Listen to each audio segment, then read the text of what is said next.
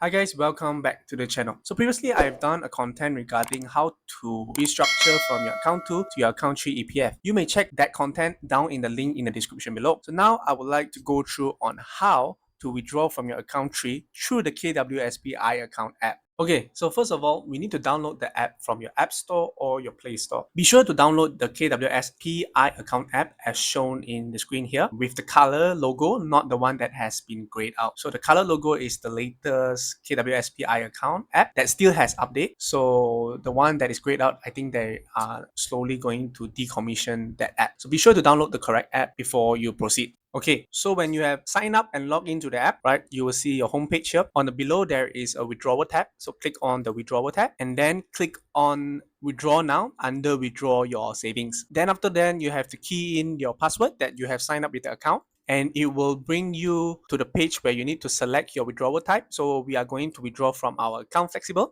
So please click on the account Fleksible and do take note over here. It will show you that the minimum withdrawal is 50 ringgit, and if you do not have previous withdrawal history and your withdrawal amount exceeds 3,000 ringgit, thumbprint verification is required. So it means if you are applying for more than 3,000 ringgit, you will need to go to the KWSP kiosk to do the thumbprint. So I will recommend you guys, to withdraw 3,000 ringgit a day. So this is a daily limit if I'm not mistaken. So just withdraw 3,000 max a day if you are looking to withdraw more than 3,000, right? So scroll down and click on withdraw savings and then click on key in the amount that you wish to withdraw.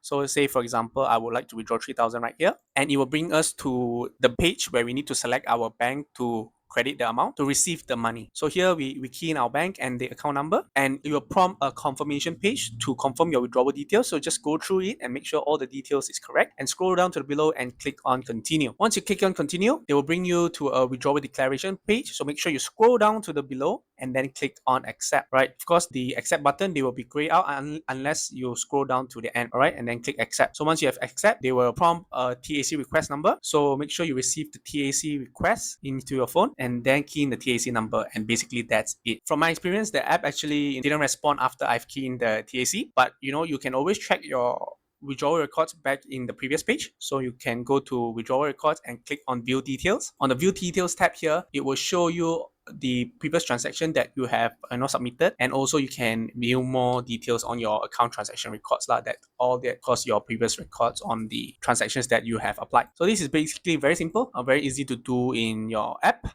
So make sure you have done the restructuring first from your account 2 to your account 3 if you do not have enough funds. I will link down that video into the description down below. From my experience, the restructuring actually was pretty fast. It takes actually only 1 working day. So if you do not know how to apply, so be sure to check down in the link in the description below. As always, please plan accordingly on how to use the funds wisely. I hope you guys don't inflate your lifestyle with this withdrawal, as it's not going to sustain long, right?